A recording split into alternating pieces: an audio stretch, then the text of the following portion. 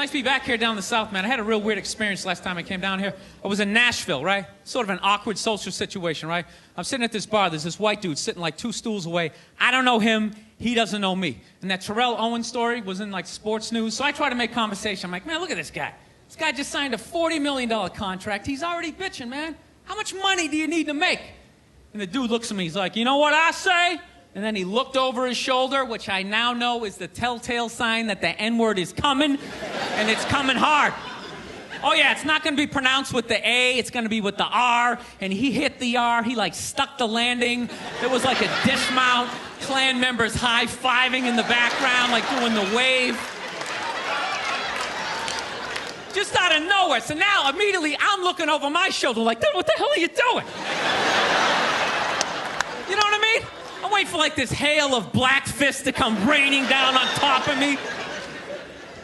I hate when people do stuff like that. That dude made me part of, like, a potential ass-kicking that I had nothing to do with. You don't do shit like that. He just had that word, hot potato, just threw it in my lap. Like, trying to pass it down to the next white dude. I hate when people do that, man. You know, it's like, dude, feel me out first. Ask some questions. Do you like to fish? Have you ever fucked your sister, right? I start rattling off answers, then you go old school. You give me a pamphlet, you tell me about your militia. Don't just dive into it. That dude was one of the angriest people I ever met. I should have known that word was coming, because he was just watching Terrell, right? Anytime I would bring up, look at man, that guy's talking trash, he would just like flip out. He won't shut up! You know those people get like so mad they're not even looking at you? Their eyes are up, you just shut up and play the game! You know what's funny? I don't even like Terrell, but now I love the guy. Because every time I see him talking trash, I know this idiot in Nashville is just losing his mind, like kicking over his kitchen TV. Shut the fuck up! Actually, I got a couple of friends of African persuasion, and I gotta get rid of them, man. I gotta admit to you. I'm finding I'm spending too much money on clothes hanging out with them, because I gotta like fucking try to keep up with their wardrobe. It's like every time they go out, they got all brand new shit on. All brand new shit. So when I show up with my white version of brand new, which is, you know, I ironed the shit, right? I ironed it, right? It's new. They just start trashing me. I can't keep up with them, man. They got like fucking 58 pairs of sneakers. Ever notice that shit? Like every color fucking Timberland. And I don't give a shit what fucked up color their shirt is. They got a pair of shoes to match it and a hat. I'll tell you, it's actually funny. You know what? That's actually how I judge black guys now. When I first came to the city, like, all black people scared me. No, I was like the typical white dude from, like, the suburbs, you know what I mean? Had no frame of reference, you know? So my only frame of reference with black people was, like, remember those early 90s gangster rap videos? Throw the fucking LA riots in there, man. It was fucking horrible PR. I'm watching the videos. Look, he's got a nice car, he's got all the women, and he's still fucking mad. These black dudes are never happy. But after 10 years of living in the city, this is how I narrow it down. Whether a black dude scares me or not. Black dudes with dirty sneakers scare the fucking shit out of me. No. I figured out in my head, because I know from hanging out with them, that's the last shit that they're gonna let go. The immediate shit that they have on. So I think, you know, if his sneakers are fucked up, that means his life is fucked up. Every time he leaves his building, the whole neighborhood, oh, shit! Everyone starts making fun of him. He's on the train in a bad mood. I kind of have this howdy-doody, kind of mug-me kind of face. I'm not saying something's gonna happen. I'm just saying, I'm paying attention.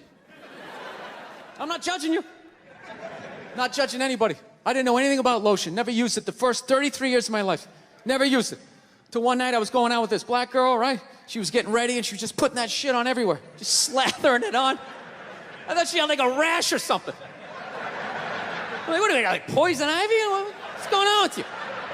She goes, no, I'm just making sure I'm not ashy. I said, ashy? She goes, dry skin. I went, wow.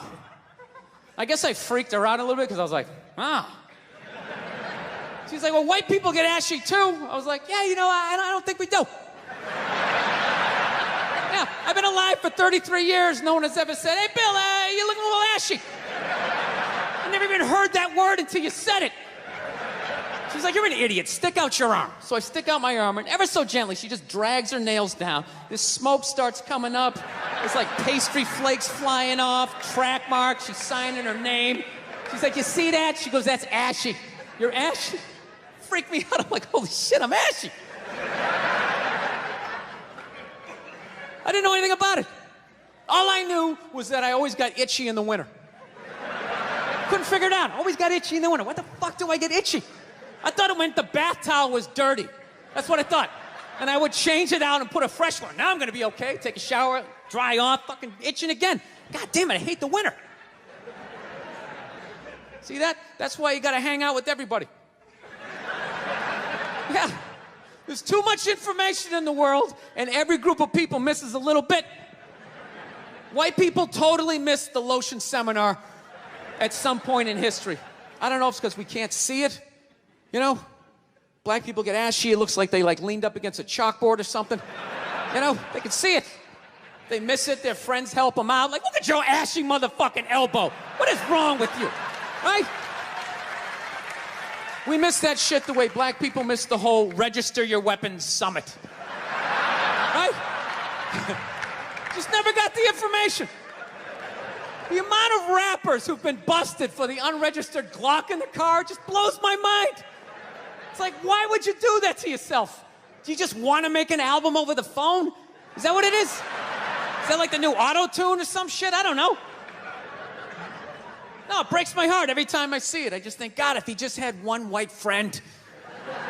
If he just had one white friend in his entourage, dude would have been sitting there going like, is that thing registered? You out of your mind? Dude, get it out of there. Get it out of there. Yeah, it's illegal. That's like fucking 3 to 5 mandatory. Dude, how do you not know that? That's the question. How do you not fucking know that? This guy's got unregistered. Okay, don't believe in these myths. Black don't crack. It's bullshit. They all put lotion on like every 20 minutes during the day. It's ridiculous. They all got a giant oil drum of the shit at home. Every morning they wake up, they dunk themselves in it, shake themselves off, and walk out the door absolutely glistening. Glistening! All right? So I sit down, and I'm watching this documentary as a white dude, which is what I am. I'm looking out my white head, watching this white shit. It's coming back into my white eyes, getting whiter by the fucking second. Right? Now, my wife, on the other hand, she's black, right? Now, I hate saying that because it makes it seem like I'm gonna start doing some stupid comparison jokes. You know those dumb white guy, black guy jokes? And it's always like the white guy's like, oh, Jesus, I gotta do my taxes. Can this chair hold me? The black guy's always like, you need to loosen up. You gotta relax, man. You just gotta let it happen. All right?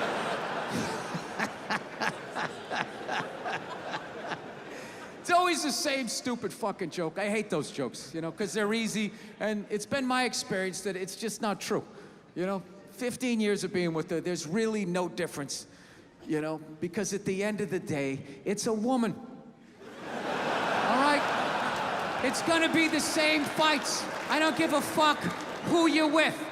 I'm not gonna lie to you. There might be more head movement and hand gestures with different races of women. Possibly an index finger jabbing at your forehead, whatever the fuck that is. But at the end of the day, it's the same fights. What's going on with us? Do you need to work on this? Why don't we communicate better, right? So she starts watching this shit as a black person, right?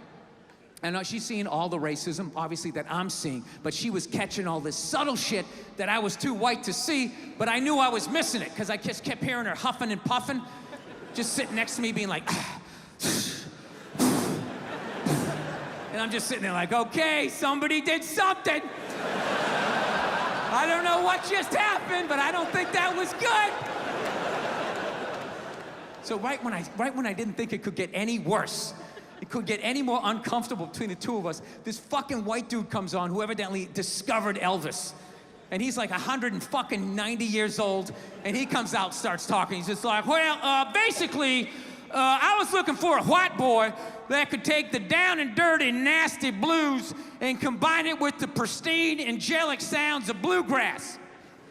Yeah, that's what he was doing. He was subtly putting black shit down here while he was propping up the white shit. You know, the down and dirty, daddy not sticking around, drug-infested neighborhood blues with the Jesus as white as me, hair the color of the sun, angelic bluegrass playing music, right? So at this point, my wife has like fucking steam coming out of her ears. So I make a judgment call. I just fucking shut it off, right? And she looks at me, she's like, why did you shut that off? Why did you shut it off? I was like, because you're about 3 minutes away from yelling at me like I produced this music. All right?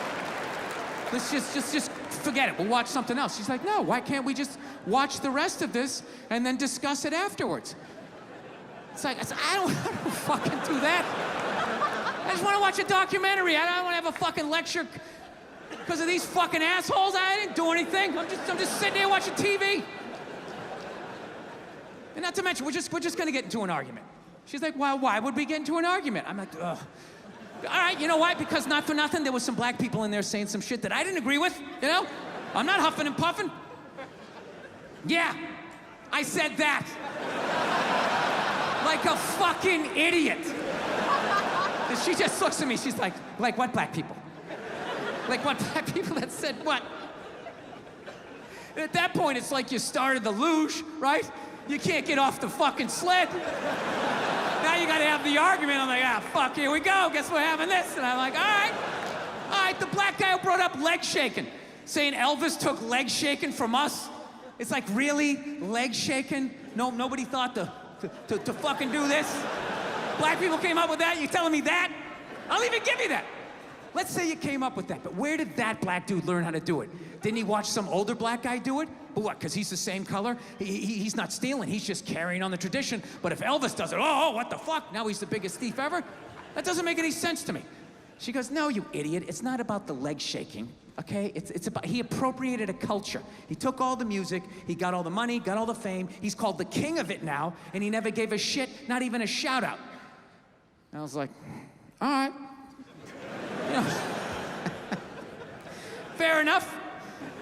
You made about 7 or 8 good points there that I can't refute. He appropriated a culture. I get it. You're right. She goes, fine, thank you. And I go, however, not for nothing, do I get mad at you when you get on a skateboard, you start going down the fucking street? Do I get all offended like, hey man, that's some white shit. Stop appropriating my culture, man. Some dirty white kid in Santa Monica came up with that, man. So she starts laughing. And I should have stopped there, but I'm a comedian, right? I'm like, oh, I'm getting a laugh. There's gotta be a bigger laugh, so keep going, Bill. Let's come with another example. So I'm like, yeah, do I get mad at you when you fly from LA to New York in under 6 hours? And she just, yeah. And she just stares at me. She's just like, that was fucked up. Paying attention. So I've been seeing this girl recently, this black girl, right? She lives up in Harlem, you know, gone out like 3-4 times, you know. First time we hung out like the Village area in New York, you know, which is sort of like a racially mixed area. So shit was cool, you know what I mean? Second time we hung out was more like Midtown, you know. Then the third time, she called me at like 3:30 in the morning, and she wanted me to come up to her apartment, right? So it's 3:30 in the morning, she lives in Harlem, I look how I look, so it's a fucking situation. Yeah, because you know the deal, right? Basically, a white dude feels comfortable up to about like 98th, 99th Street, you know what I'm saying? The second the streets start getting into like triple digits, like 100, 101st Street, start getting like a little asthma, like, ah, fuck, I'm starting to get a little high up here. You feel that little tightness in your chest? Can you feel that? 106th Street, you're like leaning on shit, like, dude, where'd all the cabs go? How come there's no taxis up here? Dude, what's a bodega? I don't know what that is. Let's get the fuck out of here.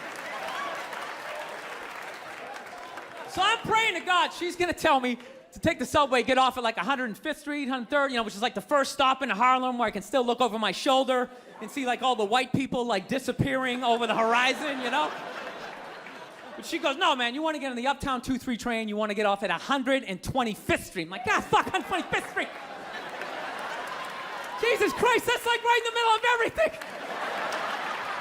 I'm gonna be surrounded on all four sides. I can't fucking do this.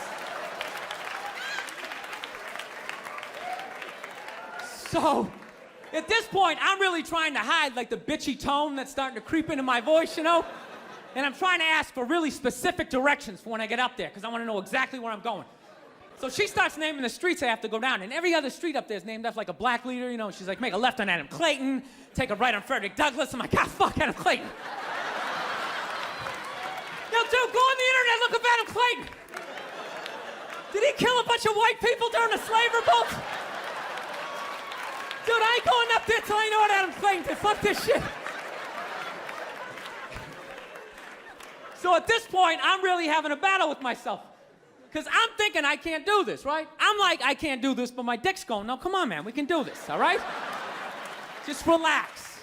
Pull yourself together and get on the goddamn train, right? So as always, I listen to my dick. Oh yeah, I get on the train. By the time I get up there, it's like 5 or 4 in the morning, right? I'm staying on like Malcolm X and like Danny Glover or some shit, right? I don't even know where the hell I'm at. But I see the street I want to go up. I want to go up St. Nick. I can literally see her apartment building, but there's like 5 or 6 black dudes standing right on the corner, right where I want to walk by. So I'm like, fuck! I felt like I was on like some reality show at that point, like some sort of like white guy survivor. It was ridiculous. So I'm thinking, I gotta walk right by these guys, right? You know what's funny? I think that they were actually more surprised to see me than I was scared, you know? And I was really, really scared, you know, but I'm also really, really white, you know? Like shockingly Caucasian. You know what I mean? Like if you're not ready for me, I can like surprise you. No, especially if you live up there. You've probably seen a white person for hours, possibly days. So when I show up, it's almost like magical, like a leprechaun came out of nowhere, you know? Felt like I should have had like a little pot of gold, like a rainbow behind me. Top of the morning to you, latte. Kind of danced my way past them. But it's been going all right, you know? Once I get in her apartment, I'm fine, you know? I relax, sit down, you know, watch a hip-hop countdown. Pretend like I know the groups, you know what I mean? It's just getting there that's a fucking pain in the ass. But, you know, I don't get mad at it, because I figure, you know, black dudes got to go through the same shit, though, right? When you go out to the suburbs, go fuck a white girl, right? Just that same awful feeling of just leaving your people behind, you know, just less and less of you as you're fucking driving out there. Probably start off lean and you're all fucking cool. 20 minutes in, you're driving like 10 and 2, the radio's off. Like, dude, I don't like this shit. I don't like this shit at all. There's too much grass, I don't see any rims. This is fucked up. None of the windows are tinted. I can clearly see white people in every car. This is fucked up. Listen, you guys were awesome. Thank you so much for coming out. God bless you. Thank you very much.